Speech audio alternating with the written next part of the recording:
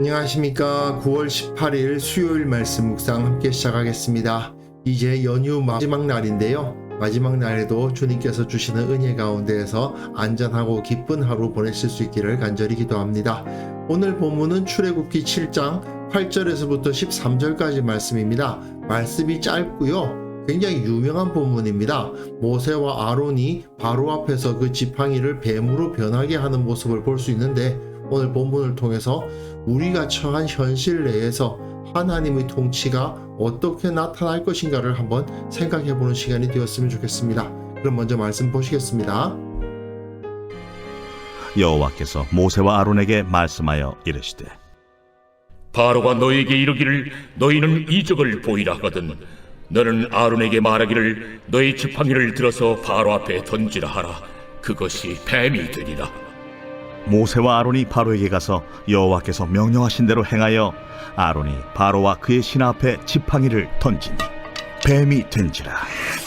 바로도 현인들과 마술사들을 부르매 그 애국 요술사들도 그들의 요술로 그와 같이 행하되 각 사람이 지팡이를 던지매 뱀이 되었으나 아론의 지팡이가 그들의 지팡이를 삼키니라.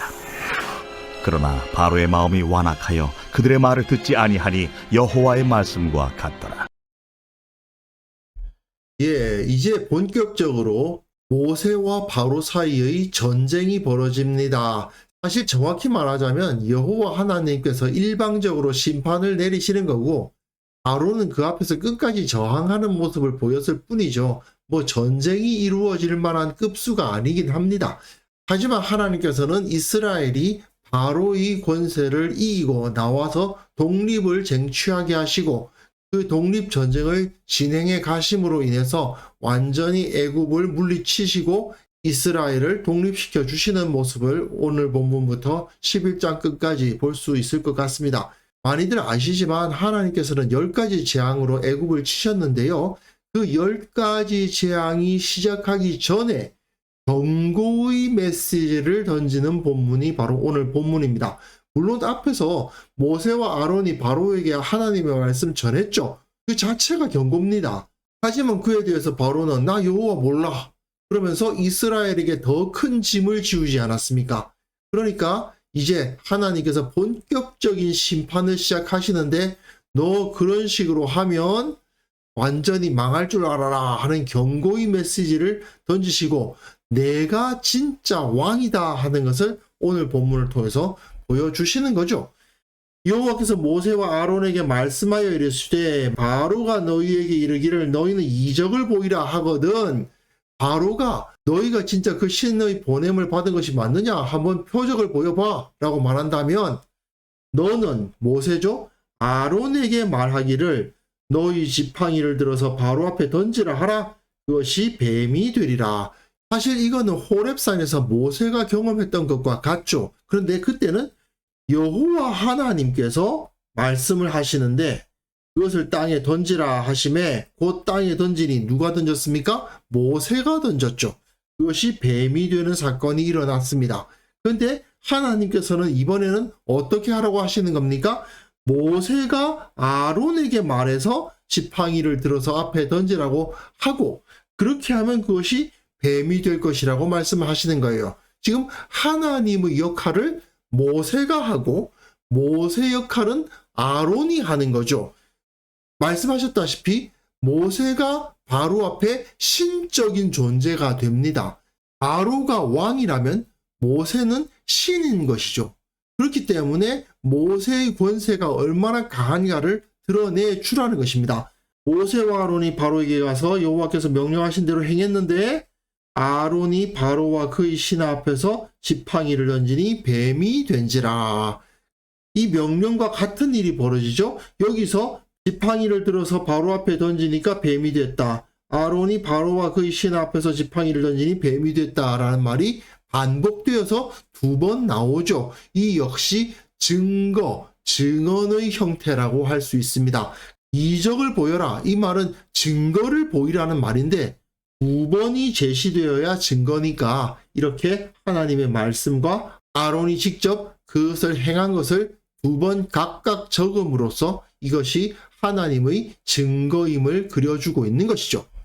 문제는 바로도 현인들과 마술사들을 불렀습니다. 그 애굽 요술사들도 요술로 그와 같이 행합니다. 그들도 지팡이로 뱀을 만들 수 있는 능력이 있었던 거예요. 디모데 후서에 보시면 얀네와 얀브레라고 되어 있는데 구약 성경에 그들의 이름이 기록되어 있는 건 아니지만 유대인들의 전승에 의하면 이 현인들과 마술사들이 얀네와 얀브레였다. 그렇게 전해지고 있다고 합니다. 어쨌든 그 요술사들도 그들의 요술로 같은 일을 행해요. 각 사람이 지팡이를 던지며 뱀이 됩니다. 각 사람이 지팡이를 던지며 뱀이 되었으니 뱀이 한 마리가 아니고 두 마리 이상인 겁니다.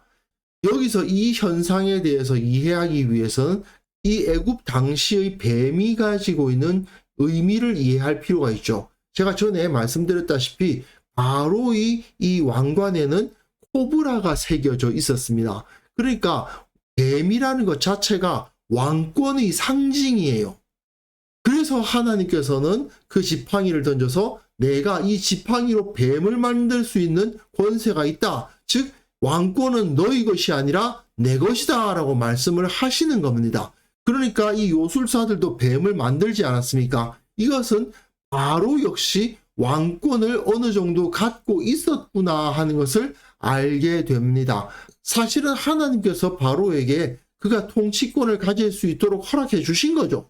여호와 하나님의 왕권이 존재하는 것과 같이 바로의 왕권 역시 함께 존재하고 있습니다. 그리고 바로의 왕권을 따르는 불신자들 가운데에서도 꽤 강한 능력을 발휘하는 자들도 있었습니다. 그러나 아론의 지팡이가 그들의 지팡이를 삼켰습니다.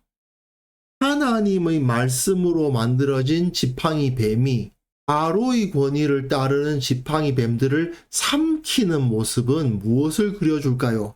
하나님께서 너희들에게 어느 정도 통치권을 허락하신 것은 사실이지만 하나님의 통치권을 너희가 이길 수 없다.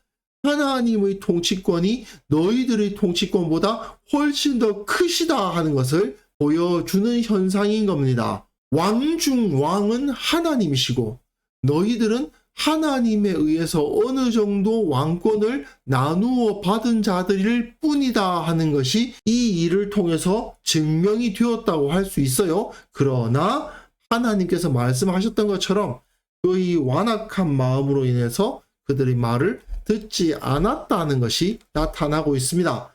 사실 이것은 당시 바로만의 모습이 아니라 인간 역사를 통틀어서 불신자들이 보이는 전형적인 태도죠. 아무리 논리적으로, 아무리 학문적으로, 아무리 역사적으로 여러 가지 증명을 보여도 또 정말 하나님께서 큰 역사를 일으키신다 하여도 완악한 자들은 봐도 논리적으로 반박할 수 없어도 그 말을 듣지 않습니다. 그것이 사실은 불신자들의 현실이죠. 오늘 본문은 이렇게 짤막합니다만은 우리의 현실을 너무나도 잘 보여줍니다. 현실적으로 보면요, 그리스도인과 불신자들이 그렇게 달라 보이지를 않아요. 아론이 던진 지팡이가 뱀으로 변하는 거나 이 애굽 요술사들이 던진 지팡이가 뱀으로 변하는 거나 그렇게 큰 차이가 나 보이지 않는 겁니다. 그러니까 교회가 할 수 있는 일을 세상도 할 수 있는 것 같아요. 그러다 보니까 우리가 복음을 전해도 사람들은 잘 들으려고 하지도 않고 그리고 그들의 마음이 완악하게 닫혀있기 때문에 아무리 설득력 있게 복음을 전하고 아무리 권능이 나타나도 잘 받아들이려고 하지 않습니다. 정말 이것이 현실이죠. 하지만 그럼에도 불구하고 그 모든 것이 다 하나님의 섭리 아래에 있다는 것은 분명한 사실입니다. 지금 당장은 우리가 무시를 당하는 것 같고요. 의도했던 대로 일이 풀리지 않는 것을 경험하게 됩니다.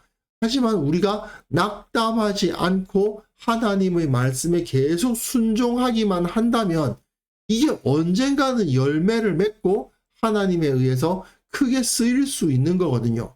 이후에 이제 10가지 재앙이 시작될 터인데 이것이 그 재앙의 경고의 메시지로서 확고한 메시지를 던지지 않았습니까? 그와 마찬가지로 우리도 하나님의 말씀에 순종한다면, 우리가 할 수 있는 모든 것을 다해서 하나님의 말씀을 따른다면 나머지 역사는 주님께서 이루어 주시고 우리의 부족한 것까지 채워 주실 겁니다.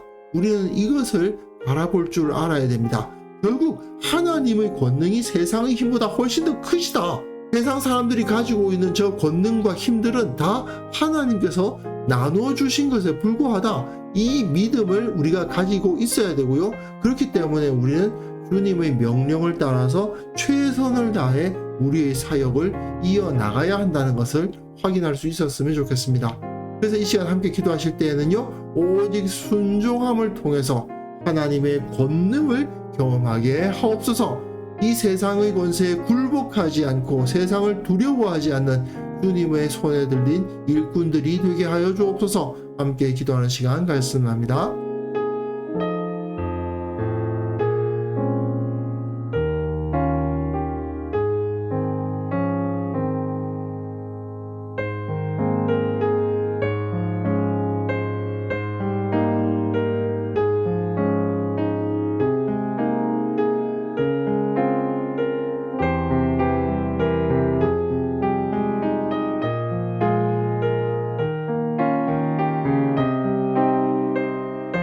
하나님 아버지, 우리가 순종함으로써 하나님의 권능을 경험하게 하여 주옵소서. 정말 하나님께서 일하시는 것을 체험하고 참으로 하나님께서 나를 이끌고 계시는 것을 느끼는 그러한 역동적인 신앙생활을 경험할 수 있도록 도와주옵소서. 주님, 우리가 세상의 권세에 굴복하지 않고 하나님께서 더 크시고 하나님께서 실질적으로 이 땅을 통치하고 계신다는 사실을 확신하게 하여 주시고, 세상의 권세자들, 세상의 강한 자들을 두려워하지 않도록 도와주시고, 그들 앞에 진리를 말할 수 있는 참된 하나님의 사람 다 되게 하여 주옵소서. 아버지, 한국교회에 속한 모든 성도들, 모든 교회들 참으로 그들에게 힘을 주시고 믿음을 더하여 주셔서 두려워하지 아니하고 말씀에 순종하는 자들 다 될 수 있도록 도와주시고, 그로 말미암아 세상을 이겨나가는 우리 모두가 되게 하여 주옵소서. 아버지, 오늘 하루도 주님께서 우리를 지켜주시기를 원하옵고 바랍니다. 명절 마지막 날 참으로 먼 길을 오가는 자들도 있을 것이고, 또한 마지막 휴식의 시간을 보내고 있는 자들도 있을 터인데, 그들이 어떤 모습으로 어떻게 주님을 섬기고 있든지 간에 그 가운데서 살아계신 주님과 함께하게 하시고 온전히 주님을 기억하는 하루가 되게 하여 주옵소서. 주님을 기뻐하고 주님을 찬양하는 시간 되게 하여 주시고, 하나님께서 그들 가운데 계시사 그들이 생명의 능력 체험하는 귀한 시간들 다 보낼 수 있도록 도와주옵소서. 오늘도 주님께서 우리와 함께 하시고 지켜주시기를 원하옵고 예수님의 이름으로 기도합니다. 아멘.